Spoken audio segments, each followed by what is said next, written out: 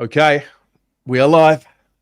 Hello, everybody, and welcome to Footy Abroad here on this lovely Tuesday evening. It is well and truly cold, and well and truly we're in winter. It is the 3rd of June, lads. Good evening to you all.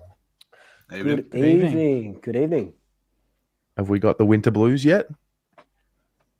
I got the winter black and whites at the moment.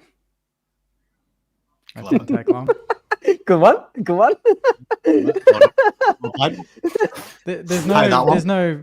You haven't pre-recorded a video for us this week? Nah, I thought it'd be like a weekly thing now. Not this week. Would have been funny. A weekly thing would be funny. Yeah. Oh, Not this week. so insufferable. Couldn't lose a flag from here, could you? No, it's never been done before. We definitely could. Oh dear. Oh dear. What a time to be alive. Yeah. Great time to have a show. Couple of wins on the board. Felt like Carlton lost. Don't know why. But Was the week off good for you guys mentally? Yeah. I bet. Came at the right time. Yep. It's been yeah. I started thinking about Carlton again last night. Hated it again. So dreading Sunday a little bit, if I'm honest. But we'll see. We'll see. Pommy, how are you, mate? Oh, mate, always good. How is everyone on the panel? Everyone in the audience? How is everyone? I'm doing pretty well. Bit low energy today at the moment, but oh yeah, showing up, feeling good. Mm-hmm. Well, why don't we start by going around the room and maybe doing a little check-in on, I guess, for the two of you at the top, talk about what happened with the team in the round, and then move that into just a brief, mid-season assessment. So why don't we start at the very top of the ladder with Luke? Yeah, that was phenomenal. That was a really, really good win. I could get to do that against a team that has been our bogey side for so long, and they really put us to the sword last year. I think they beat us by like 66 points or something, and to have like a 110-point turnaround from that game. I know they're on the ropes a little bit, but usually when teams are on the ropes, we kind of let them in and we just win. But there's a different gear to this Collingwood side this year than there was in 2023, which is really nice. I think that just comes with maturity and a bit more depth than we had. It's probably one of the best home and away wins that we've had in a long time as well. And that's not including like, last gasp winners and stuff like this, but this was a nice 4-quarter performance by a team that I personally think we're not even peaking just yet. I think we're just doing what we need to do. A bit like 2023. Yeah, look, mid-season, we have our bye in 2 weeks, so we take on Melbourne on Monday. And then we'll have our bye. But yeah, I didn't have us anywhere near here, 10-2 to start the season. You would have taken, 6-6 is what I was hearing at the start of the year. So really? Yeah. Especially with the sort of hard run that we had, with the finalists and stuff in the first 6 rounds. 10-2 is an absolute dream. And just need to put away Melbourne. And then we can, look forward to a couple of games to just bank the wins and bank the top 4 spot, and we'll go from there. But yeah, sitting pretty on top of the ladder. That's not much else to say. Just it's looking good. It's absolutely looking good. Fair. Jake, how'd the Saints go on the weekend, mate? It's a good weekend. Yeah, it was a pleasant surprise, but also not really a surprise at the same time, It's kind of like the flip of the West Coast game where we're all like, I wouldn't be surprised if we lost. This was, I wouldn't be hugely surprised if we won, to be honest. And we played really well. We came out of the blocks. We were 6 of the first 7 goals, I think, of the game, led by Isaac Keeler, who's really just had his best game so far, which is awesome. Yep. 1 week down back. Excellent. And then we play him forward and he kicks 3 and I think he had 7 disposals and 4 marks and 2 goals or something in the first quarter alone, which was insane for him to do. And Max Hall, everyone, it was just a complete team performance, which is too, inconsistent across the year. We don't do that very often, but when we put it together, we look really good. And our rebound game was strong. Naz was incredible. Sinks was great. Steele led from the front in the midfield. And we negated Cozzy, which was what Melbourne fans were telling me all week. Who's going to do that? Who's going to do that? And Windy was phenomenal. No disrespect. Cozzy's been in amazing form, but Windy was just on another level on the weekend. He stopped him, but he also got his own ball, which I've always critiqued, is don't be too defensive. Do the basics and then get off your man and hurt them. And that's what we did. We ran off them, we hurt them, and they had chances. They had a lot of shots. That's well documented. 6 of them were rushed, which no one talks about, and then a lot of them were under pressure or inferred pressure that we put on them. And 28 points, I'll take that. Absolutely. That's just a really good win. There's no major science behind it. Sometimes you just got to knuckle down, focus for 4 quarters, and that's it. And we didn't deviate, which is exciting. So good way to go into the bye off a win. What's the record now? 5 and 6? 5 and 7. 5 and 7. I would have taken 6 and 6 with West Coast. That's the one that hurts. I would have absolutely before the season taken 6 and 6. So 5 and 7. I think we are 1 win better off than this time last year, and we know how we ended last year. So given we've not fielded our best 23 really at any point, not even close to it, to be honest. I think that's not a bad result, to be honest. Yeah, love it. Pommy, how'd the Blues go against the bye, mate? Yeah, really good. I'm just sat here, just taken aback by this new humble swoop. What a knobhead! We thought we might be 6 Oh my and 6. god! I cannot fucking win with you guys. I cannot Just fucking enjoy win with it. you guys. Are you serious?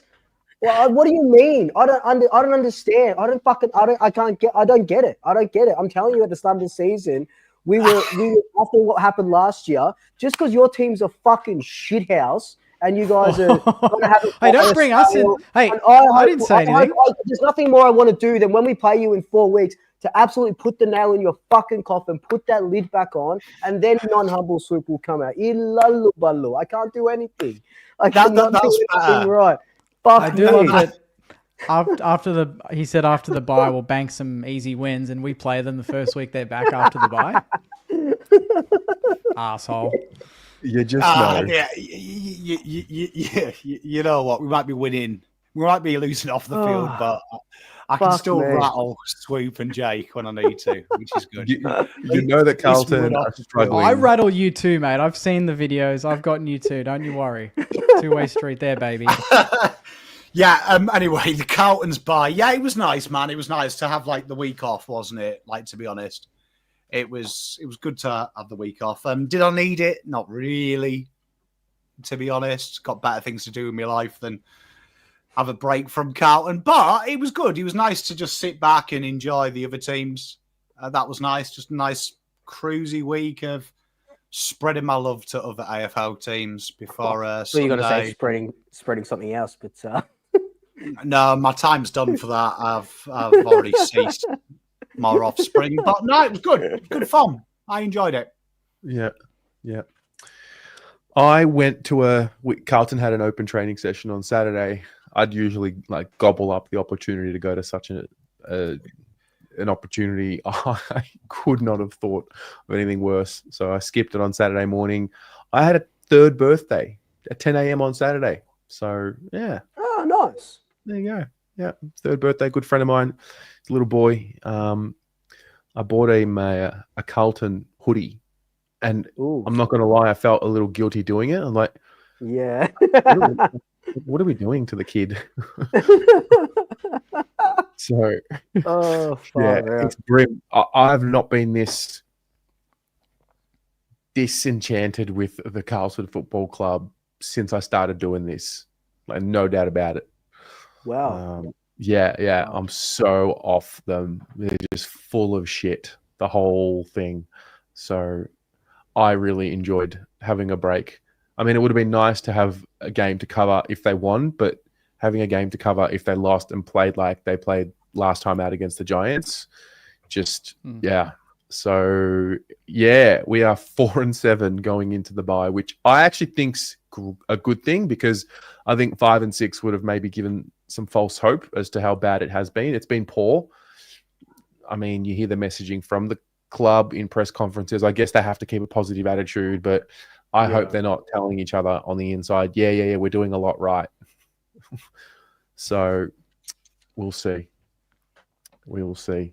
But yeah, why don't we get cracking into some topics and questions, lads? Good idea. Pommy, you want to start? Yeah, let's do it. Let's have a bit of fun. We'll start with fun and end with seriousness. And then end.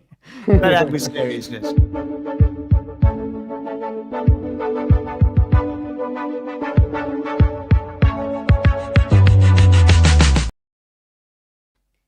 So we always like to do a little bit of fun on this show. And today, because I like me draft, got a lot of weird draft content coming up that's a little bit different than you normally see. So I thought I'd prepare the lovely audience and you guys with going with, if the AFL was run by someone competent, we wouldn't have...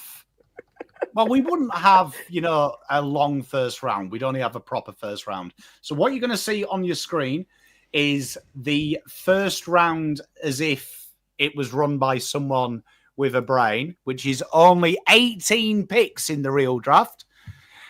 First rounders now are like 30, 40, 50. But these are the 18 picks. And we've got the record holders who are currently playing at the minute that you've got to guess. You'll see the date they were drafted, their current amount of games as of now, and which club they currently play for. So 1 to 18, the traditional first round. And you will see that a team that has monopolised the first round in the last 2 decades only has one player. And I'll give you a clue. They didn't draft him. Okay. How are we going to do this? Like just one at a time? Or We'll just throw names out. So chat, throw names out. I'll start with whoever wants to start. Can I try? Yeah, go for it. For us, pick 6. Is that Jack McRae? It is indeed the main man here, Mr. Jackson McRae. That is Mr. Jack McRae. Well done. Good call. I'll go next. Is pick 11 Steel Sidebottom?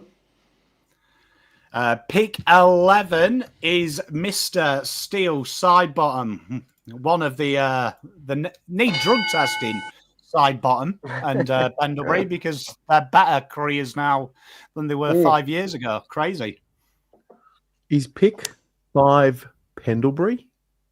Pick 5 is indeed the iconic Scott Pendlebury. Is pick 1 David Swallow? Brilliant, Luke. Great. Pick 1, David Swallow. I'm trying to think. Crazy that, isn't it, as well? Because you forget he is a pick 1. He's one of them ones. Some great pick 1s, though, currently in the AFL. Not far behind him is players like Jacob Wheatering, Andrew McGrath, Cam Rayner, Sam Walsh. Oh, jeez. I forgot McGrath was number 1. Bloody hell. He's 10. 10? That's not Danger, is it?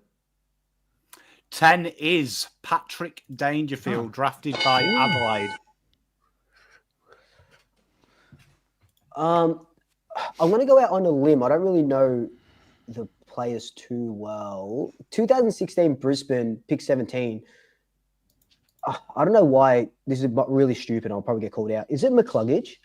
Yeah, Hugh McCluggage. Or was he drafted later than that? So you're looking at number 16? 17. Oh, 17, sorry. Number 17. You are not far off. You are right area, but it would surprise you who pick 17 is, but he's right similar position. It's not a bad call. He was drafted in 2017, I think, McLeod. I just checked. All right. We'll give you some clues. The number 3, Jake, will kick himself. Is it it's Billings? It is indeed Jack Billings. Yeah. Pick 3, one of the more obscure draft picks, one of the more difficult ones to knock down. But yes, Billings is there. And the one below him is Bont, isn't it? Oh yeah. Oh, Bont, Marcus Bontempelli, yep. has he played 246? Yeah. He has. Is pick 2 Josh Kelly? It is quite a few players here at pick 2. GWS have monopolised this pick. Cornelio, Jonathan O'Rourke, Josh Kelly. Can I just take a moment to say hello to the producers from Fox Footy, 7 Sport, SEN, who are watching this and they're going to use this for one of their posts. Great to have you joining us. Please let yourselves be known in the chat. We'd love to say hello and thanks for using Pommy's ideas for your content. Thank you. So number 7 is an interesting one because there's some big names here. This has had some quite successful ones. Daniel Rich, obviously being one of the more famous ones. Joe Selwood, one of them. But current players, he's just beating a Carlton legend, Nick Haynes, here. But a Port Adelaide player who his name's come up in chat. He's just gone for surgery recently. I'm gonna guess. Laughing Magpie just said Ollie Wines. Oh, it is indeed Ollie Wines. He's 264. Holy crap! Wow. Played a lot of games, surprising amount of games as well. I think. Is pick 13? Is that Ollie Florent? Pick 13. It's not. He wouldn't have played 227. He is a legend in Swoop's eyes, probably until he left. Brody Grundy. No. Taylor Brody Adams. Grundy is featured in this list, though, but not Taylor Adams. Good call. Mr. Adams, yes. Surprising amount of games. Yeah. So Grundy should be pick 18 then. He is indeed. Yep. You're doing well at this. Hey, chat and Horse, they're doing very well. So we'll give you some clues on pick 8. Pick 8, a real fascinating one. Obviously, you'll know Lockie Henderson has played a lot of games here. Dyson Heppel has played a lot of games here, but they have since retired. The record holder here is a legend in Jude Bolton, but this guy here, father-son pick, the only father-son pick to ever come from this as well, and a North Melbourne stalwart. Is he Luke McDonald? It is indeed Mr. Lucas McDonald. I didn't even know it was a father-son pick. There you go. 9. Is 9 Vlosten? That is a great call by you. Well done, Nick Vlosten. That's number 9. Come on, Terry. You know the Carlton one. Drafted by Brisbane. Oh, Doherty.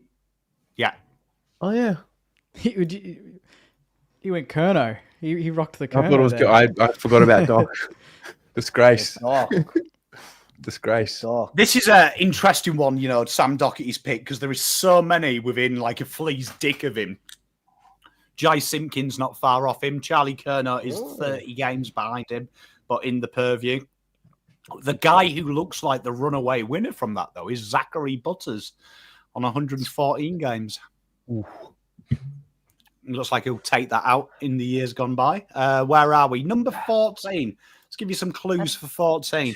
14. So this guy here is probably the most underrated player having a whole week together for Brisbane's forward line. Archie? Hipwood. What's Hipwood? Damn it. Well that was done. my first. I thought it was more obscure. I thought it was Archie. Eric Eric Hipwood. Great call. And then 15, originally drafted by Richmond Football Club. Oh, that's easy. Oh, Probably Rioli, the isn't it? reason Richmond are Gold Coast are flying at the minute. Big key yeah, part of it. well, Danny Rioli at 15. You see GWS featuring this an awful lot as well, just got to say. Yeah, it's interesting that Sydney, GWS, To be fair, and they've Gold had, Coast seem to have quite a few there. To be fair, they've had like 555 picks, so it's not that hard Yeah. to do that. Pick 16. This one will surprise people. Has a famous brother who plays for Adelaide and Gold Coast. Harry Himmelberg. Indeed, yeah. Harry Himmelberg, pick 16. And this Great last one, the one you struggled with, has a brother that has played for Brisbane and Gold Coast. Berry? Yes. Berry? The forgotten man. Well done. Good job. Well done. Well done, Laughing Good Magpie as well. Laughing Magpie was killing it. And Damien as well. Damien, I've got to get him on my show because Damien's always on the wavelength as well. But they are your current leaders of this. Interesting. Some little pick facts. The most cursed pick in the AFL in the first round. Which do you think it is? There is a cursed pick that is the only pick that averages under 90 games in the first top 10. It's a cursed pick. It's like 7 or 8, isn't it? You're so close with that guess. 9. I said 9 before, but... 6. 9? Oh, it's 6. 6. Pick 6. Pick 6 is the cursed pick. Some failed pick 6s in the last 20 years that haven't played 100 games. Scharenberg, Caleb Marchbank, Aaron Francis, Fishka McCasey, Denver Granger Barras, and then some guys hoping to make it good. Josh Rochelle, Bailey Humphrey, Riley Sanders, Harvey Langford, hoping to buck that trend. But Carlton will remember pick 6 famously. Mr. Sam Petrescu-Seton, pick 6. Petrescu-Seton. I forgot about him, actually. And Laughing Magpie makes a good point. Makes a good guess player as well. Jaden Stevenson was pick 6. Hey. I don't think we've had Ferntree Gully legend and master of the sports bet spreadsheet, Jaden Stevenson. Shout out to him. Far out. That was all. I like that one. It's good, yeah. That was one of my favorites. To be fair, I had to have cheated. I've been planning a video for 2 weeks on a theory that my pop taught me about squad lists in the UK, and I went through the draft as part of that, and just seeing Carlton's top 10 picks, I was like, someone else must have fucked this up as much as us. And I found that. But yeah, pick 6, the cursed pick. But you look at the last 5, well, the last 4, Riley Sanders, Bailey Humphrey, Josh Rochelle, and Harvey Langford. I think they might fix it, but seems to be a curse that you play 105 games and then never play again. I wonder what the cursed number is, like Guernsey number. That'd be an interesting. Hey, maybe that can be next week. We can see which is the worst number to wear. Mate, that was brilliant. I look forward to seeing it. That was fun. Who's the favourite for which mainstream media channel to use it? Oh, you know that's got a SEN.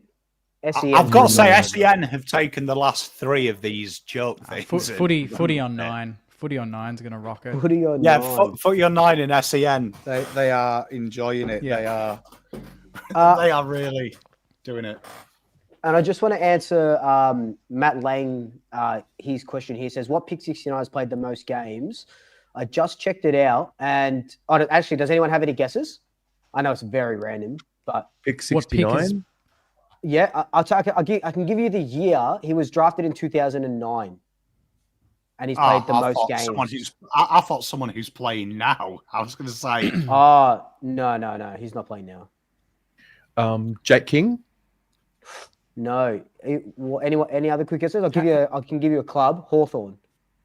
I was going to say, is it Sam? It's not very random player. Puapolo? Random. No. Nah, close. Gunston? Taylor Duray. Taylor Oh, Duray. Really? 218 games, 2 Shit. premierships. Pick 69, 218 games. And Love that. we could do There this you on a like rookie with the most games. Yeah, it's What would it be? lots of Because I'm spin-offs. pretty Yeah. sure now it's my favourite player. So Matt Lang knows me too well, but it's Meeky. I'm pretty sure. Lloyd Meek? Is a previous. Yeah, he's pick 69. Yeah. Pick. Oh, Dinner for two. Dinner for 2 pick. Oh, Jesus Christ. Amazing. Jake, what have you got, Hmm. mate? You want to go next? I've got I've written a few down, but let's actually we'll go with this one. We'll go with this one because this Jake's so relates good to- at this. He's done extra homework. Don't have to rub it in, mate. No, I'm just. We'll see how it goes. So, the moment that caught my eye was the pre-game huddle that Seven recorded with Darcy Moore, right?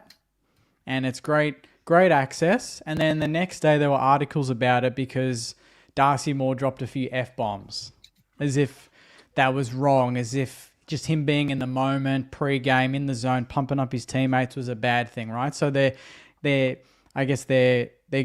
got their cake and they're eating it too. They got the access, but then they got the access to criticize the player that they want that access from. So my question that I've kind of drafted here was like moments like game day huddles and sort of post-game scenes, even Sicily in the rooms after the game looking very dejected, having the footage from the rooms. Do you think that, I don't know, maybe that sort of stuff needs to be considered more private, or maybe even clubs need to consent for that to go to air or something like that? I just wonder if the media is just getting a free reins to film everything and post everything, critique everything, and the clubs don't have much control on that. I think what that do was you a part of think the the new solution would CBA, be? wasn't it? Is When they signed it, they could get more access to players, and I think it even was like when they do it and they do halftime interviews like on the ground as they're walking off with players. That was and my stuff. next point. That was all. okay, that well- was all part of it. I think as well. Yeah.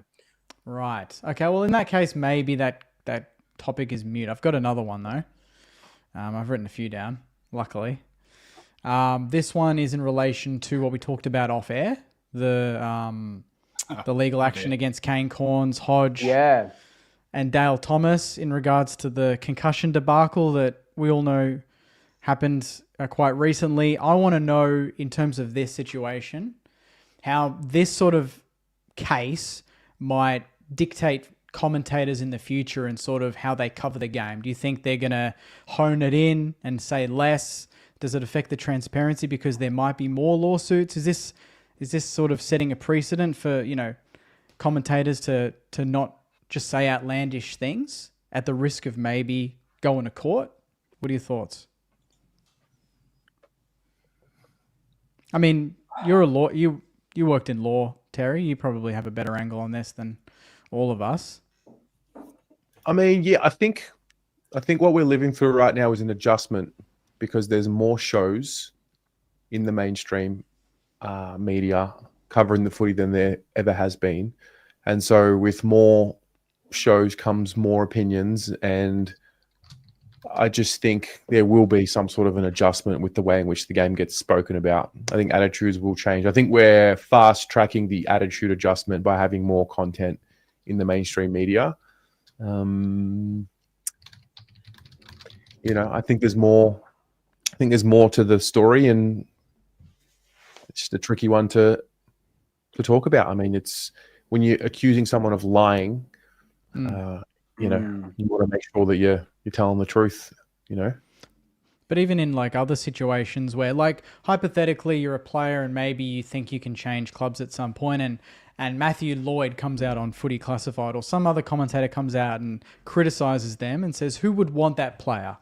Like those sort of comments, like, who would want that player? Is that something that can carry enough weight that a player and their agent can take action at some point because it's detrimental to their chances of moving on to another club? It's sort of defamation in a way. Like, can it go to that level, do you think, in the future?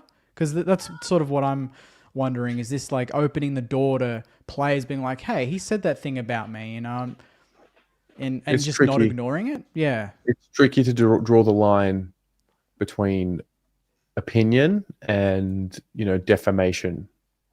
Like Yeah. questioning someone's integrity as an umpire is. I mean, I don't even know if a lawsuit's going to happen. I think it's just a reporter that they've been considering it, and that could look like someone saying you should think about it, and the conversation goes nowhere else. But the media sort of, Tom Morris reports it as a fact, and again, it could be as simple as just a situation that gets brushed aside, or it could not. Maybe has some weight. So I don't know. I just find the media insufferable at times. I think they're hypocrites in nearly everything that they do, in the way they speak about the game.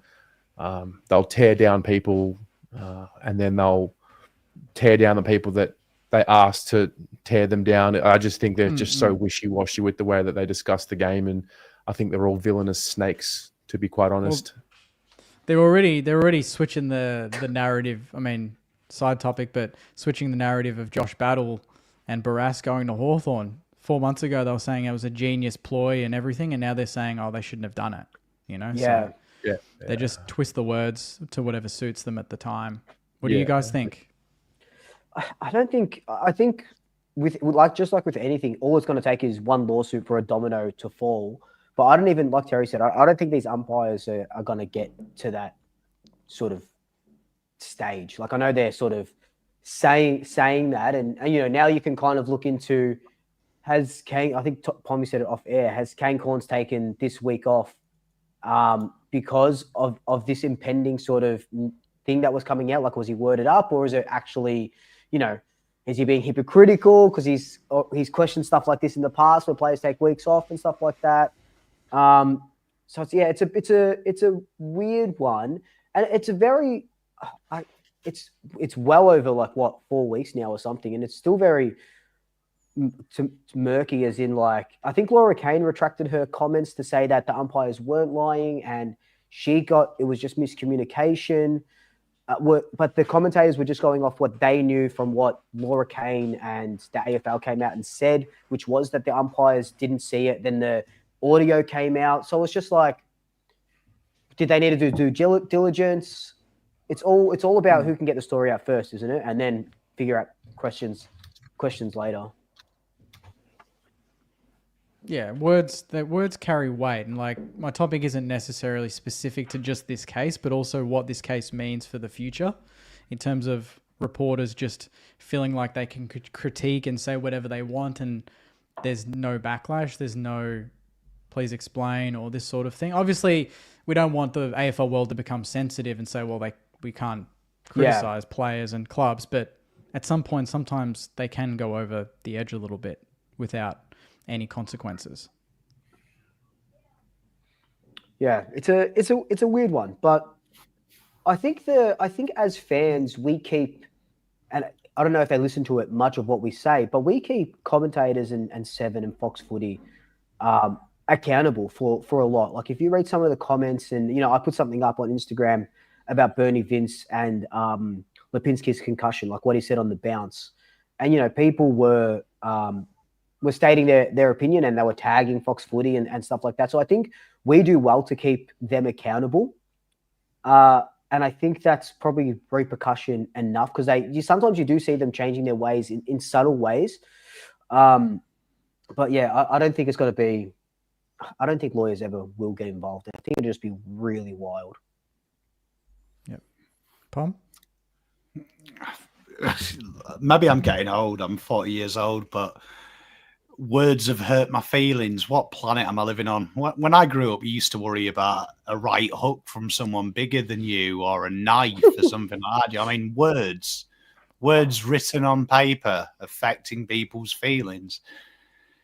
Maybe I'm getting old. People just maybe need to toughen up a little bit. But I think we put way too much credence into it. We live in a world where, at 40 years old, I remember I come from a generation where I was probably the last generation that was told to be seen and not heard. Sit down, shut up. Right? And then I saw, as I left school, people were encouraged to have opinions regardless of your intelligence levels. And now we're at a stage where literally, as long as you can read, type, or speak, you're encouraged to have an opinion. And now we're getting into this horrible world where if you've got an opinion that's against the norm, that's instantly bad, flatlined, it's offensive. And I think we've over-adjusted. Like, honestly, the umpires, they've been called a liar and they're thinking about suing. Grow up. Do you know what I mean? Just don't fuck up. It would be nice to see if people were a little bit more accountable when they say things that were wrong. Would it be nice if Kane Corns, Luke Hodge says, look, liar's a strong word. Maybe they, do you know what I mean, and owned what they said. But wouldn't it be great if the umpires owned why they completely ballsed up that Lockie Schultz thing instead of handballing it on? I feel like the world misses accountability. Like, you know when people say, oh, but suing and damages, money doesn't fix. Like, you've been called a liar. No one likes umpires. It's like, traffic warden saying my public opinion's bad. Don't be a traffic warden. It's not that hard. It's not that hard. Do you know what I mean? If you don't want to be called a twat, don't be a traffic warden. Do a real job. That's nice. Same with an umpire. So, like, for me, like, yeah, I feel like we need to, this is getting off topic, but I feel like the world needs to, like, snap back a little bit and go, okay, we've got all this freedom and equality, but you know what? Freedom of speech, which doesn't actually exist in Australia, but freedom of speech also comes with freedom of consequence. You make a mistake, shit always happens as well. Do you know what I mean? So if you say COVID's not real, right? You know when that happened? There is a consequence that some people will come at you, but there's also a consequence that some people will support you. But we can't live in utopia. And I feel like that's what people want nowadays. People want utopia. People want to be able to, if I stick my finger up at an Eagles game, I want to be the victim. It's, oh, poor me. But no one talks about the people who were saying horrible things about Harley Reid. He's allowed to react. That's cause and effect.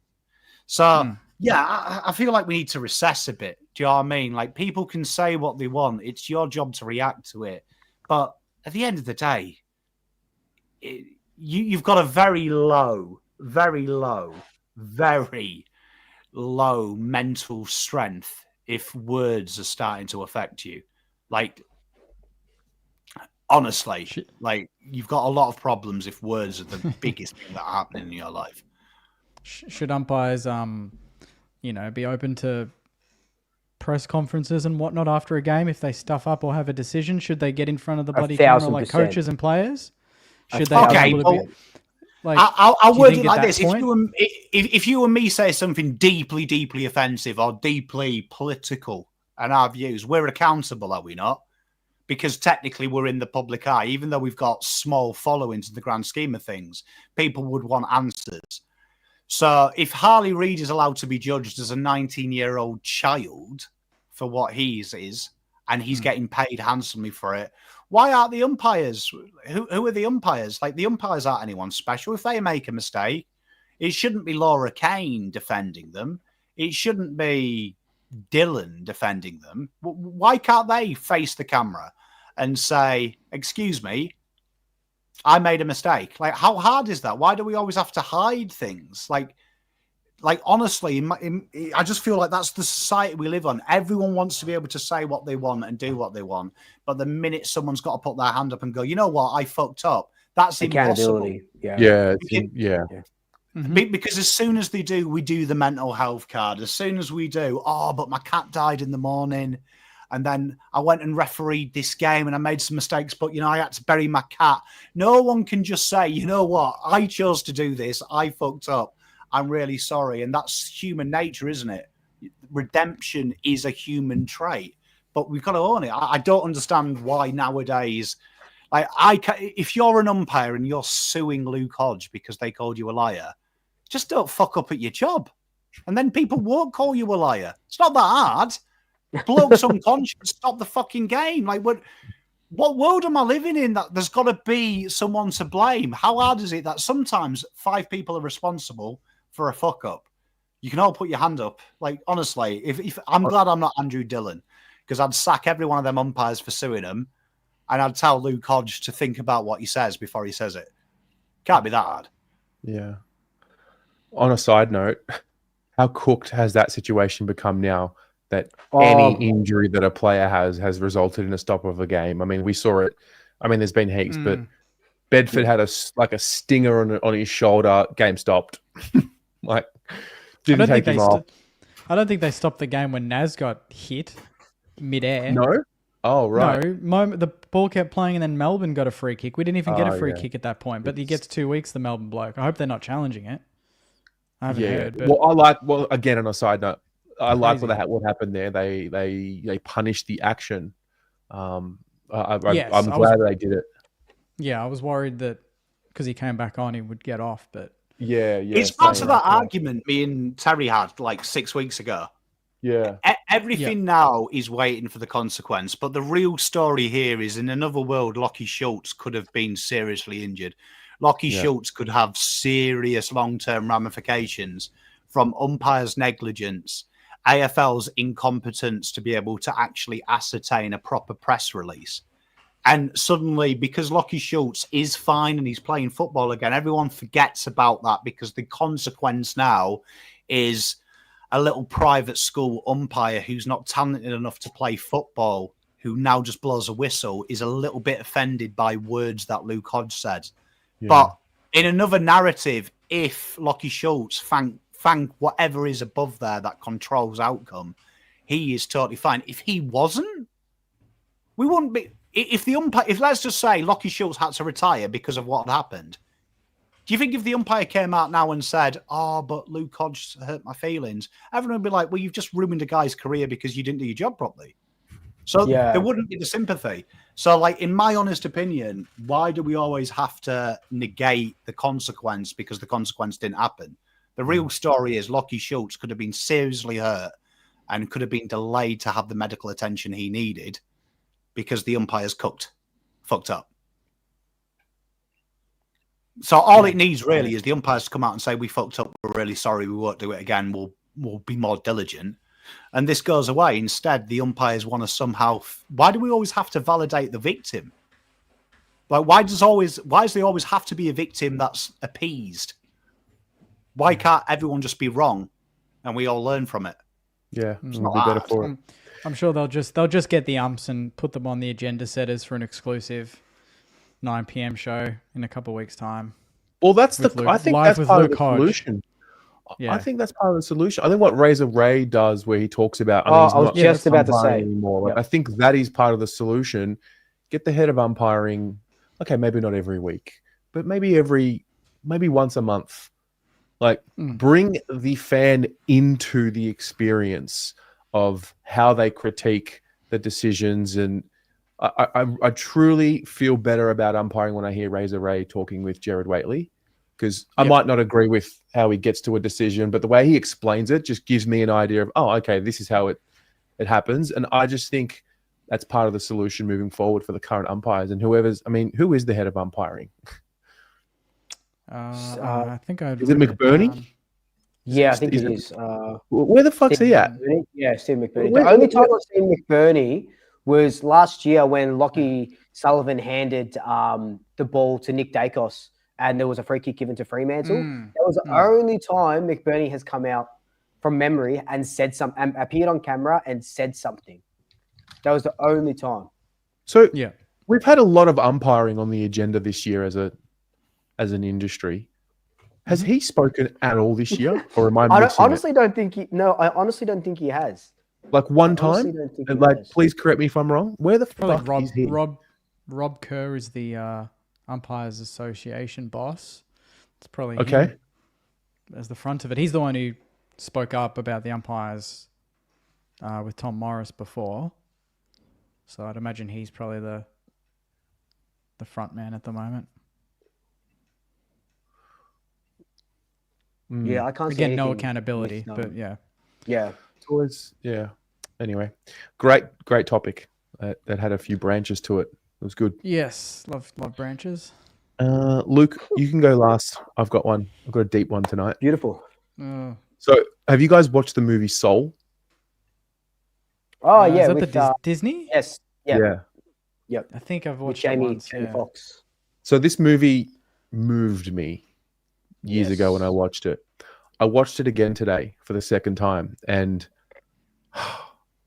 it kind of rocked me the other way. So, okay, the premise of the movie, without spoiling it, is around what's your spark in life and what's your purpose in life, and finding the two and living a life that is fulfilling for you, whatever. So when I first watched it, it was 2021, I think it was, and it really just sort of reinforced, like, yep, I love what I do, you know, the Blues, the fan channel, yada, yada, yada, like, yep, I'm dialing in, love it. And then I watched it today, and there was another quote in it, and there's a scene where they're in this place where lost souls are, and the description was given around, when you're in the zone, you're in a flow of something, like whether you're playing an instrument or whatever it is, you sort of go into a zone. And the quote in the movie from when I watched it for the second time today read, and it said, lost souls are not that different from those that are in the zone when you're in that flow. The zone is enjoyable, but when that joy becomes an obsession, it becomes disconnected from life. So thinking about how people can become lost, even in things they're passionate about, got me thinking, can we, as content creators and diehard fans, become too obsessed with our clubs? At what point does the passion turn into something that drains you or defines you too much? Like, is there such thing as being too passionate about our clubs as creators and as diehard fans? I think, the first thing that pops into my head is at the point where you can't see yourself doing anything else, and you don't think you could ever step away from it, And I could happily put everything down and go, yeah, I've done the best I can. I'm pretty happy with what I've done, what I've achieved. I think that means that it's in control still. But if it's an obsession, it's something that never goes away. It's always there, and that's all you think about, to the point where it's detrimental to every other part of your life and you can't break it up. Yeah. That's the first thing that pops into my head. If you can't step away from it, it's almost like then it's a problem. At least for me, but I won't be retiring for the next 20 years until we win a flag anyway. But anyway. I kind of experienced this last year, and I think I talked about it. I can't remember when I talked about it. Maybe at the start of the year, where there was a lot of things going on last year, personally, and over those last couple of years, I kind of lost the who Swoop Luke was and who Luke was. Like Gavin just said, I didn't have that balance, and it took me going to. So when I went to Europe for 6 weeks, even though I was still doing content and stuff like that. It took me meeting people that didn't know anything about football, didn't know anything about Swoop and sort of what I did, and kind of just saw me for Luke and what I brought to the table without all of my content and stuff, to kind of be able to differentiate those two souls, one soul being Swoop Luke and one soul being Luke.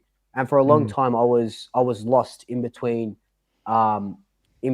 both of them, and I couldn't just differentiate it. And I think I've done a lot better this year to, even though I'm doing this full time, but I've done this a lot better to be able to split those up and have time for myself and what I like to do, and have time for Swoop Luke and all the content and stuff like that. It's it's again like Gavin said, it's all about that balance. And but that's not to say that sometimes this year, and I came on here today and just said that I was feeling very very low energy going into this stream, because it was all the content and stuff was weighing on me just today, and lots of thinking and all that sort of stuff as well.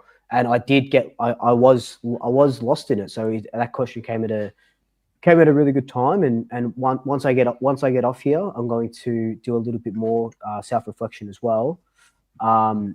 It's all about that striking that balance, I think. Yeah. Pommy, you've got a family, so you have, fulfilled a lot of what the essence of life is all about. So how do you what are your learnings in this space? What, just YouTube? Purpose, spark in general, like being too obsessed with something?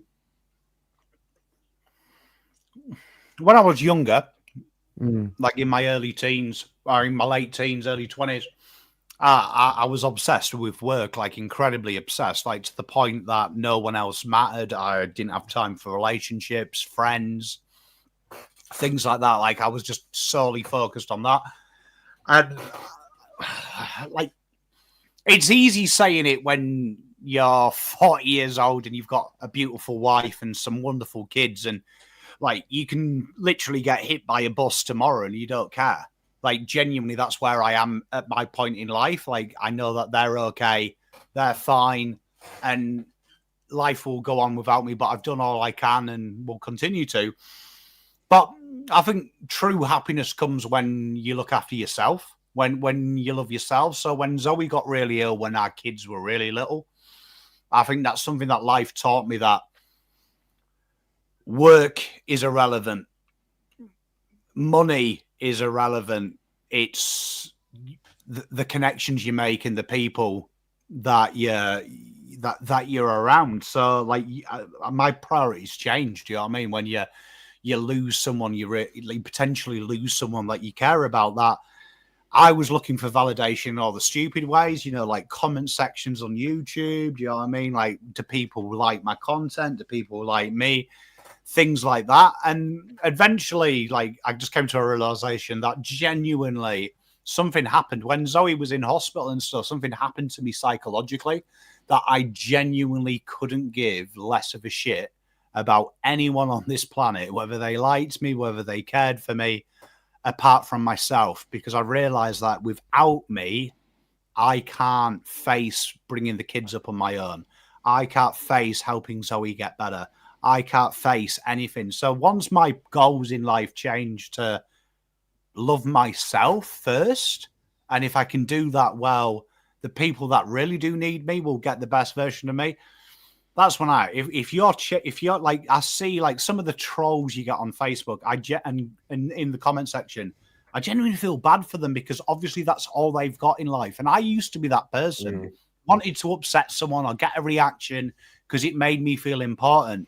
But once you realize that the most important person in your life is you, he's there when you're depressed, he's there when you're high, he's there when you're suicidal, he's there when you win. That is the most important thing in the life. Once you find that, you realize that everyone else in life is irrelevant to you.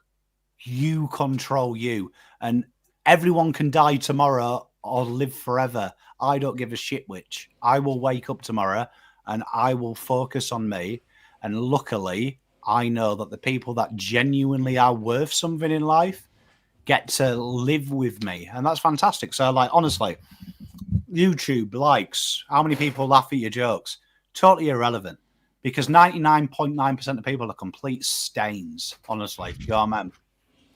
Genuinely. And as I get older, I realize people who talk about how many houses they own, how much money they earn, the new car, most of them are just absolute shells of human beings that, honestly, do you know what I mean?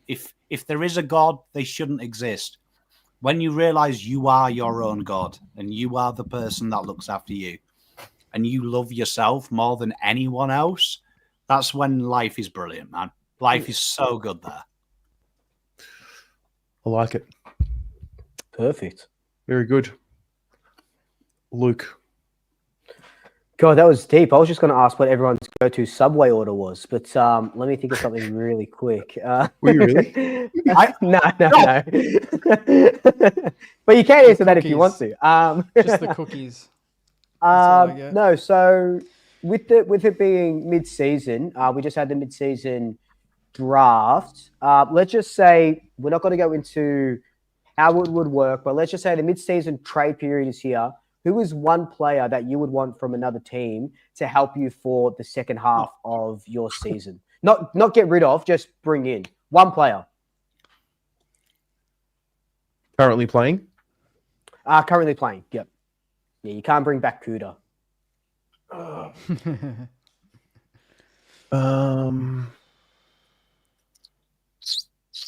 who's going to improve your team to get you those extra 2 to 3 wins? I'll take Jesse Masaka. Hogan. Oh, Jesse Hogan. True. I'll take Hogan with Good an one. injured King. Obviously, I'll take Hogan. Yeah. So you think your deficiency is just a big key forward? 100%. Yeah, Yep. right now, yes. Yeah. Oh, there's Yeah. so And many. midfield, but yeah. Yeah. I was going to say Nick Dacos, but I didn't want to pump you up too much.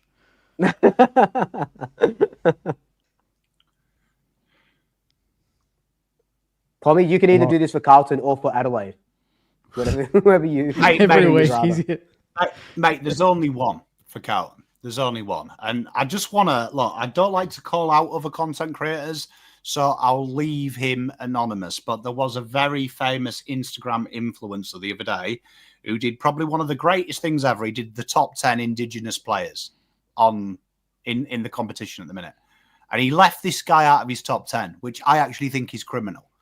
Because there's one man for Carlton, Bobby Hill, a proper fucking footballer. And this guy wasn't in the top 10. So that Instagram post, he had Keziah Pickett number 1. Don't know if the bloke's related to Pickett, but Wanganeen Mawera was second. Bobby Hill was nowhere on this list. And Wow. Bobby I've seen Hill, this list. I'll read you the top. Horn Francis was 1, wasn't he? 1 or 2? No, it was Pickett. It was Pickett. And honestly, I haven't slept properly since. You asked what things. The list was Pickett, Nasir Wanganeen, Isaac Rankin, Jason Horn-Francis, Stephen May, Callum Archie, Tyson Stengel, Shai Bolton, Ben Long, and Charlie Cameron. No Bobby Hill. Wow. I think Planet are we on? recency bias with Ben Long. Have we there, just but Ben given Long up? has been Just good. given up doing top 10s now. I want to know who it was. Yeah. I think I don't know who this was too. I think I know who you're talking about, but yeah. What would I've you seen some change bad in that? lists in my time, but Would you that's just okay. bring in Bobby Hill and take out who in that top I'll 10? take out Horn Francis. Out of the top 10? Yeah. At a current. Well, currently? number one's not Keziah Pickett, let's be honest. Who is it? Number one Indigenous player currently playing as of now Yes. on form. Yes. Isaac Rankin by Flemington Strait. Mm. Rankin, number 1. Yeah. I reckon Nass is 2 or Yep. 3. Bobby Hill would definitely be in that. Jason Horn-Francis would definitely be in that. Pickett, I find, goes hot and cold. When he's brilliant. But I think Bobby Hill, I think, is the ultimate because he bucks the trend. You watch Bobby Hill play, he brings players in as well. Like he's He doesn't so have to kick selfless. goals. Yeah. So That's who would you why I take out have of the top ranking 10? Bobby higher than Nass because they Yeah. finish their work, but they also like you watch Isaac Rankin. Rochelle's all of his goals this year have been Rankin just not being asked to kick 10, and him going, "Tell you what, I'll share 4 with you, mate, because I'm a mate." Bobby Hill, Jamie Elliott, half of his goals are Bobby Hill going, "Go on, Jamie, mate, Have one, you yeah. kick it off with me. Have I one, love have you, one. mate." I am a massive Brent Daniels fan. Well, yeah. Big Brent Daniels. Yeah, Brent Daniels, speedy half forward who can play small forward, link between mid and forward. Carlton have a lot of problems. That's one of the top 5. Yeah, don't know why. Brent Daniels and Bobby at Carlton. Tell you. Hey, I've got a realistic one. I think we should go after Jake Rogers from Gold Coast because I don't think we can get Flanders. Oh no. Can we bookmark yeah. that for trade for draft time for trade time? Jake Rogers. What a man. Anyway, Luke, who's yours? What the hell do you need? I was just about to say we don't need fucking anyone because we're winning the flag with our current team, baby. Say this, every this but year no, is but a I lot would- better for your mental health. No. This year. No, I would have said if anyone, I'd probably take Sam Taylor. Just given Jeremy Howe is 32 and he's still playing good, but can you trust Billy Frampton to be more agile in finals? I'd love to have Sam Taylor, just another intercept marking defender to go one-on-one next to Darcy Moore would be my get. Would be my get. I like that. Sam Taylor. What about Big Bad Billy, bro? Big Bad Billy's making been good. Sam Taylor Yeah. look Mickey He Mouse, has. bro. He's been absolutely phenomenal. When he sees ball, see ball, punch ball, that's when you know Billy is doing his work. Yeah. Actually, Jake, I have not a bone to pick, but I would like to explore a conversation with you if you would, if you don't mind. I saw you were on the Doss and Toss podcast, and yes. talking about deconing, and he was sort of asking a question around, is he worth it? And I mean, you and I have had this chat as well, and you've said it's not just deconing 1.7; it's the bargaining power that brings, and you get deconing, and then all of a sudden others will come. And so I guess what I'm really asking is, like, is that are you sure of that? Will that for sure, like, say deconing goes, you do the 1.7, like, how can you be so sure that the other A graders will want to come, because of that? Like, I'm trying to figure out where you get that thought of deconing equals destination club. I think there's no guarantee in any of it. There's no guarantee that we'll even get him, to be honest. So let's just put that out there. There's still nothing put down as much as people think it's done. I mean, we're still going to win games in the back half of the season. That might change things if we just bottom out after the bye and don't win a single game. That might change things drastically. You still need to be a destination club with what you've got now, not just what you're going to get or what you hope you're going to get, which has been our problem for a long time, is it's always grass is greener on the other side, and not really sorting yourself out here. So we got to get that right first. But I think, well, from my end, I think a lot of people have a problem, mainly only, and I think this is wrong, they see TDK and Naz's salary being linked on some level. Like, we're taking some money from Naz to give it to someone else. That's where most of the issue comes from with a lot of people. Whereas the club has explicitly said we have the salary cap space to explore all of that. We can pay Naz whatever he wants, and we can pay TDK, Bergman, and all these guys, Elia, whatever they want. So, like, is it going to guarantee anything? No. Is it going to give us a chance? Yes, I think so. I think it makes us a better team in general, even if we did get him. I think for sure. If we can keep Marshall with him and maybe put Marshall forward and have TDK, and like, we're winning clearances off the opposition ruckman's taps. That's like, people that watch the Saints, they watch Rowe, they know his tap work's not his strength. It's around the ground. It's his competitiveness around the ball and around the ground. TDK is a better tap ruckman. Does that give us... I mean, like, I can't remember a time where we've had a tap ruckman where our mids have had first use, and we've been able to burst out of the contest.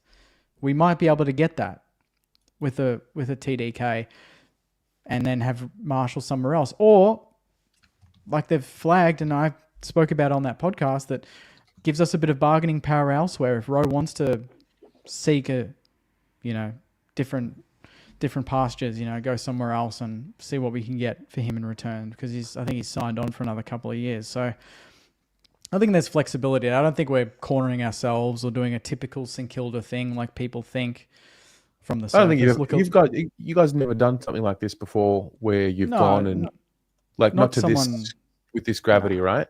No. Not with this gravity. And it's always, and even if it's been tossed up, it's always a player that's clearly past their prime, and we're just getting them to look like a destination club, whereas he is in his prime. Like, there's no denying it. The next 3 or 4 years of TDK's footballing career are going to be pretty exciting if he can stay on the park. So, I mean, it's not done.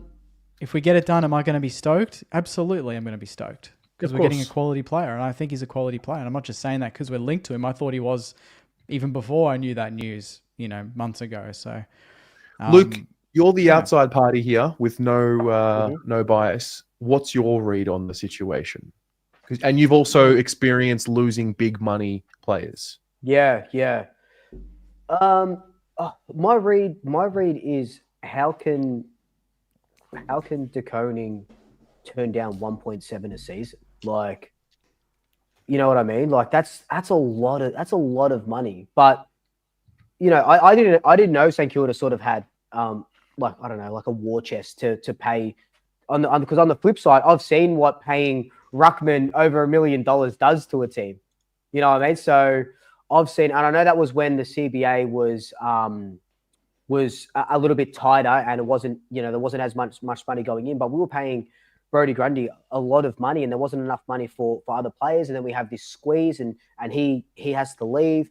So I don't know. As an outsider looking in, on one hand, how can you turn down 1.7 million? On the other hand, it's how can you pay 1.7 million for a ruckman? You could get two really good midfielders for that price. Because I think Marshall is still a good ruckman. Because then the flow-on effect is Marshall then probably leaves, and it's going to be a ruck. There's even talks that Essendon Draper's probably going to go to Adelaide as well. So there's going to be such a flow-on effect if these things happen. But as standing right now, I can't see De Koning turning down 1.7. That's just insane money in this day and age. Fair. I think you can pay up to 105% in the salary cap. Is that correct? Pom, that's your 105%. That's the max, right? I think the most stupid, and I hear a lot of stupid things. It's a big list, but the stupidest thing I hear is, if they get TDK, what happens to Nasir Wanganeen Milwara? Do you really think no one at Saints has gone, oh shit, we offer this to TDK, we lose our best halfback? You look at Saints, 14th oldest list in the comp, right? So a lot of them are going to be on low wages. The cap increases. It's probably to try and get someone in quickly and also hit some minimum salary caps, because the worst thing that happens, no one ever talks about this, Carlton, why their cap is so fucked at the minute, is because how we negated the minimum spend was we paid average players 150k a little bit more. Right? And it works out better from a statistical point of view to pay one guy a lot of money, because people, when they renegotiate, don't go, last 3 years ago, you offered me 350 and I was worth 300. You know what? Just give me 350 again. Everyone asks for a pay rise. So if you start high from a low base, so what St Kilda are doing, it looks stupid on paper, but they probably won't have an issue in 5 years' time, because all their eggs are in a certain basket, as opposed to overpay. Like Carlton, when we did it, we're the case of where it goes wrong. Collingwood did the same thing as well, and that's why they had them high wages. But right now, they'd re-sign Boxall on 500k instead of 300k. They'd re-sign Wilson on 600. They'd pay a first-year player where he's going to be in 5 years. So when you do stuff like that, that's what kills you, where logically you're better off throwing the money at one player. Yeah. Because worst case, you sell him 3 years' time. You can't sell 8 players on 450k when they're worth 200. Exactly. And this year we've only paid up to 95% of the cap.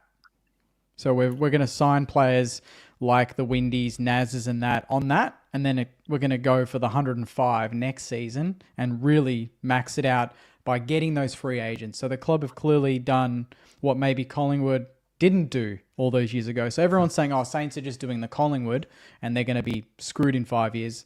That's not the case, because King's already signed, Naz will already be signed, Phillippo is going to sign a 4-year deal in that limited cap space. So they're not doing exactly what Pom said. If they're worth 400, they're not getting 600. They're getting 400. They're getting paid what they're worth, not what they're going to be worth. Naz, I mean, what is he worth right now, Naz? Right now, to you guys. What's he worth? To trade, he'll be in $1 million. I think if you were re-signing him, though, you'd want him around that 700-800 mark. But I think if a team came in on a restricted free agency like TDK, which inflates your salary to try and get them, I think he'd be in the millions easy. If he was in the TDK situation, I think people would be throwing big coin at him. I think he'll sign My gut says he'll sign for 2 years, and then we'll have this conversation in 2 years' time to see where the club's at and if he wants to stay around and if it's going somewhere that he wants to sign that long-term deal. That's what I think. I don't think we're going to see him sign 10 years, you know? The biggest mistake you can make is what Carlton have done. So, like Carlton, they rushed to sign Walsh, right? They rushed to sign Walsh. So he's on close to $1 million, right? Up until now. But we signed him very early. And then since he's had his back injuries and had them issues. Harry, Charlie, as soon as they wag their tail, here's the big boy money for 10 years, the big boy money for 10 years. When you start doing things like that, that reeks of two things, desperation and arrogance. Desperation that you don't want to lose a player, and then arrogance. TDK always worried me, and there's a video when we did the contract re-signing where I said it. It was a specific amount for a specific time. Screamed to me, his agent was like, this will take you through to restricted. These guys are paying you a little bit more than you're probably worth it. You show a little bit, your next contract's the big boy one, and you've got all the rights. You can choose your club. You will be able to choose the leverage. And that's where Carlton are now, because you look at it, people told your one's interest as well, because Brad Hill's on an awful lot of money, isn't he? He's out of contract. No, but he's coming up out of contract. So you look at Saints' top end, most of that top end is either been on big money or is about to retire or be delisted. Like you look at Carlton, that's where list management can go wrong. Then you look at Collingwood, they're still paying the contracts of Grundy, Treloar. So you can make the mistake very early as well. Make the mistake very, very early and you back the wrong horse. So I like what St Kilda are doing. It's going to be one big fee in a position that he's going to be the ruckman for 10 years should you bring him in. Yeah. I think either way we should be prepared. And I think you'll get overs for Marshall as well. I genuinely think you. For sure. I hate to say it went that way. No, but I hate to say it. I think you know what you're doing because Carlton will have to go for a ruckman. Essendon will have to look for a ruckman. He's opened up the Pandora's box, and I reckon Rowan Marshall is most overvalued in 6 months' time because suddenly Essendon lose Draper, Adelaide are okay, but then they're sniffing around Riley O'Brien. Fremantle are sniffing around Melbourne, come in for Jackson. Suddenly, Rowan Marshall might be a second rounder. Suddenly, he's a first. We're desperate for him. There's a bidding war. It's smart business what you've done. Very impressed. Yep. And Collingwood, people laughed at them, but they knew they've got Jay Saxena, they've got McGuan coming in. Suddenly, they're looking very shrewd as well. They've done it. And Carlton are in the similar boat. 2026, you've got Cody Walker, you've got Harry Dean this year, you've got young players. Are Carlton clever enough to get themselves out of this and make a big play this year? This one's going to be interesting because this draft, I want you all to remember these words. It's not deep, but if you're intelligent, you could change the makeup of your list in a trade period that's going to be heavily traded. If you're bold, you can find some gems in this draft. So Nick Austin, if you're watching this, stop being a stubborn dickhead. Stop listening to them fat cats above you. Hit this draft hard. Hit this draft hard. You might win. Sorry, I know we probably want to move on, but just quickly, is this the last uncompromised draft before Tassie at the end of 2026? Or is it uncompromised? Is next year. Is it ever uncompromised? Yeah, mate, have some more father-sons, right? Have some more fathers you can give your sons. This is rare because if you look at the top 40 talents, if you rank them now, 40% of them would be compromised, which is high. You're probably going to start to see it get worse as well. But at this stage, if we look at the under 16s, there isn't a plethora of NGAs as there has been the last 2 years. But you've also got to remember once Tasmania come in, that's compromised with their picks. Even though they're trading, that's going to be hard to trade for. And this draft is a fascinating draft because people are downplaying it. I want everyone to remember this time last year, I did my May rankings and said that this was the most solid role-playing draft I've ever seen. Cal Toomey did an article saying it was a shit draft. And then a month after National Champs started, everyone started blowing up. Everyone started getting on board. Looking at the draft this year, if you are a mid-tier team, 10th to 18th right now, this is probably the draft you attack because you know the players that aren't going to be taken.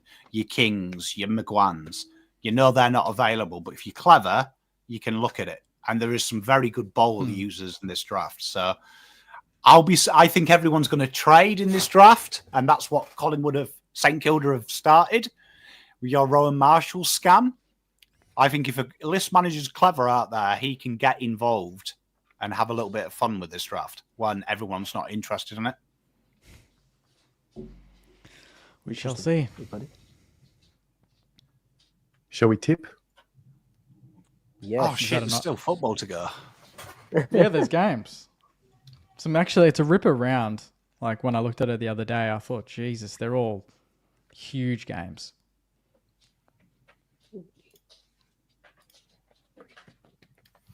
They're all huge games. I love that.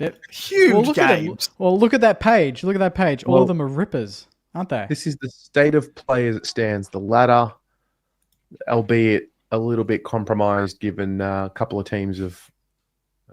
Actually, most of the 8 have played the 12 games, apart from the Suns. Do you think, with the Dogs playing one more game, they would be in the 8? The Dogs will be in the 8. Yeah. Yeah. They'll finish. Look at the percentage is huge. Yeah. It's like 3rd best or 4th best in the comp. Yeah. Yeah. All right. Does anybody have suggestions for lock of the week that they want to lock in? Richmond. What? Gold Coast. Richmond at the G. Oh, what? Whoa. Can we talk about that? Can we talk about that? Sydney have lost it, apparently. They're a rabble, according to... A rabble, according to Wayne Milera. Milera. It's at the G. Richmond are pretty good there. Richmond tend to play well against Sydney. They beat them there. I mean, I say that. They beat them there probably 10 years ago, and that was a great goal, but I'm going back pretty far.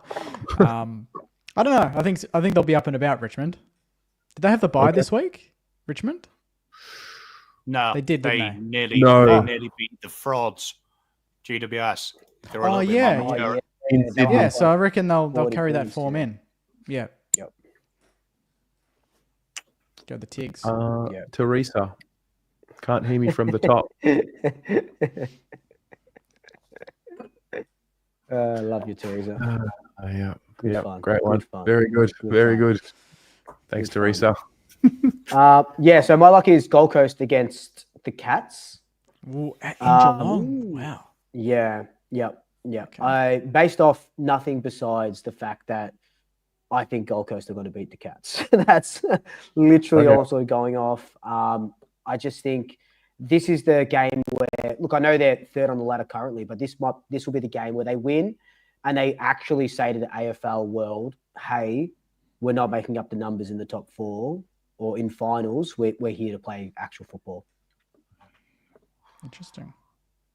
When do you think the complaints from the media start about the Gold Coast concessions and how it's unfair? As soon as they beat Geelong. As soon as they beat Geelong in Geelong, it'll come hard. Wait, they've had 12 academy players. They've all this or all It'll that. be in the lead up to the draft, and they'll say Ross was right. It's always 6 months later. Just give it a bit more time. Yeah. Happened with the father sons. It'll happen with those. Pommy, do you have a lock of the week? Yeah, a lot's been made about Adelaide. They've only beaten one side inside the top 8. They host the Lions, and similar to Swoop, I think teams are trying to discredit Gold Coast and Adelaide as the ugly ducklings of the top 4. So I think Adelaide beat Brisbane, and Wow. That'll be huge. I think that's they join Gold Coast in the take as serious section.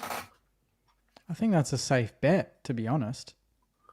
I'm surprised that anyone's shocked at that. They would, I would have them comfortably favourites in that game. Yeah. I don't know. You've only got to read the media. That evidently Adelaide are getting but they're beating some shit teams.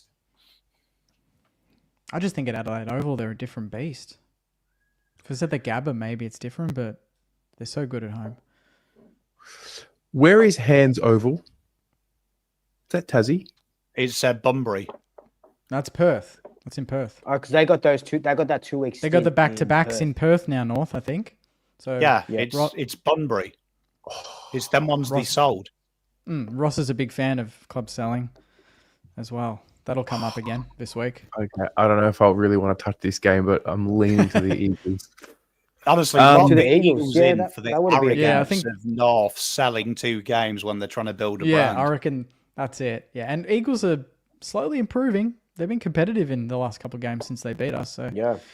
I reckon they'll get it done. Oh, the big game. The big game.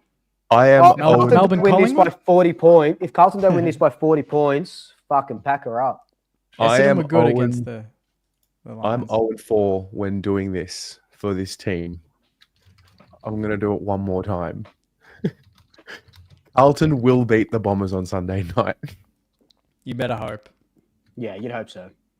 It's just, I don't know if they've got the real cojones to lose this game and what will happen if they do. They don't have the cojones to lose the game. Yep. You need cojones to lose the game? Yep. To lose this game. Yep. You need real guts and courage to come out and not beat the Bombers on Sunday. Does that scare you what Essendon did last week, though? With like all their, they were good. decimated and they were good. Does it scare me? Doesn't scare me. I don't think the Bombers are as bad as what the commentary around them has been. They've got some spirit about them. I don't think they'll make the 8, but I think if you give them a sniff, they'll beat you. And that's the danger. I think. I mean, mate, we lost to Richmond. We're up 41. Lost to Richmond. So Yeah, true. anything's possible. So yeah, the Blues, they're going to beat the Bombers on Sunday. I might Fuck, actually- they want to. I might actually go to that game. There's going to be My about mate's- 30,000 empty my- seats, so it should be. My easy mate's to an get tickets. Essendon fan, so maybe I'll tag along. We'll see. You have not seen a lower point than when we beat them, when we lost to them in 2023. I remember Probably- watching that. Yeah, that was crazy. I don't Yeah, remember that that- game. It was I bad, remember man. that game. They flogged them. Yeah, Pommy came on and gave one of the greatest one-liners in fan cam's history. Yeah, well, he can pre-plan another one this week. Well, I mean, just in case. I'm not saying they're going to lose. Yeah, Luke? Don't make me be the villain, mate. Everyone I'm just point laughing. at Luke. I'm just laughing. Luke I'm is just this guy laughing. up here, Brady Bunch. Look down on me, mate. Come on. Jake's like the umpires. He makes the comment and then fucking cracks it at Luke for reacting to the comment. I'm actually taking legal action on this. This is bullying. I don't like this.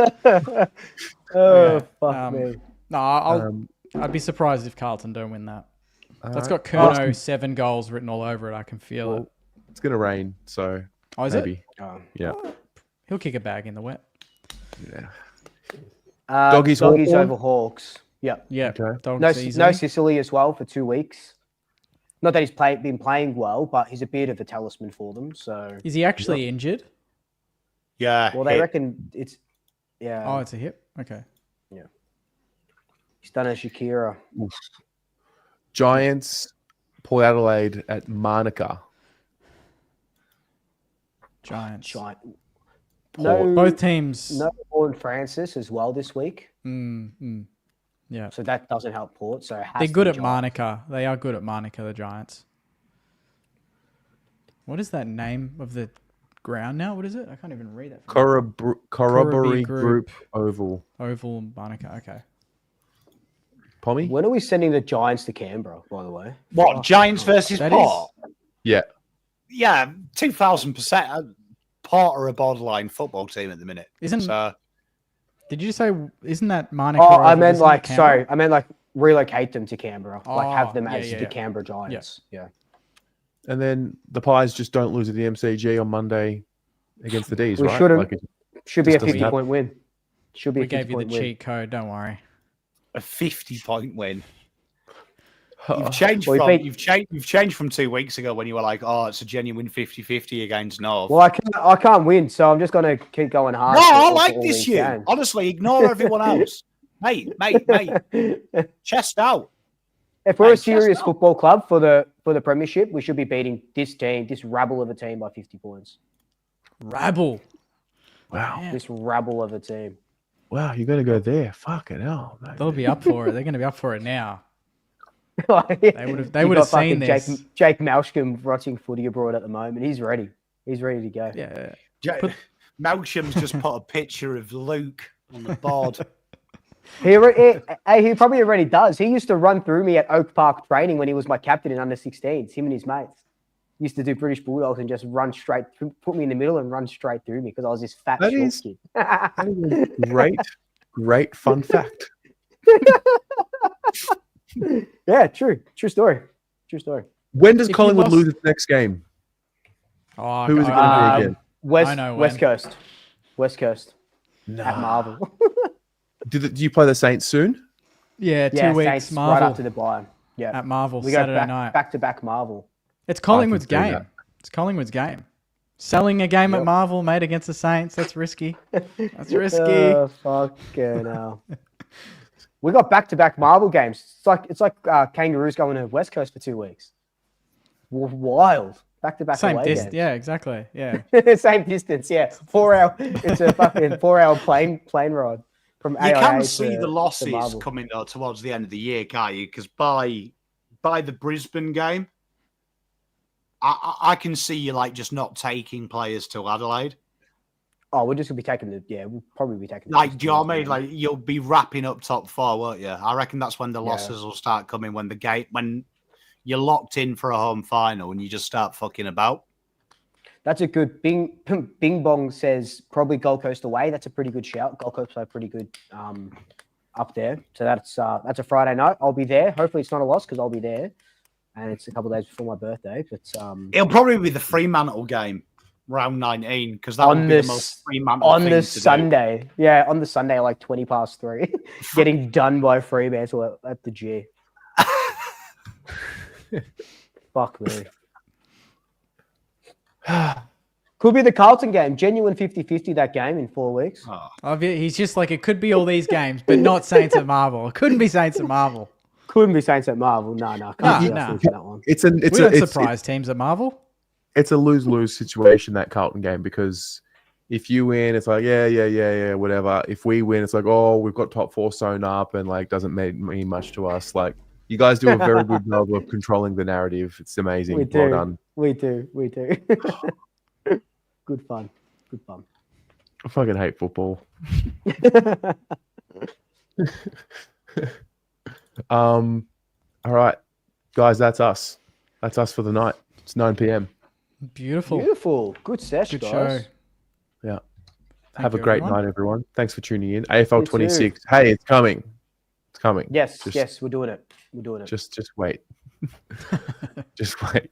In demand. Yeah. Yeah. All right, guys. Peace out. Good night, guys. Go Good night. Pies. See you guys.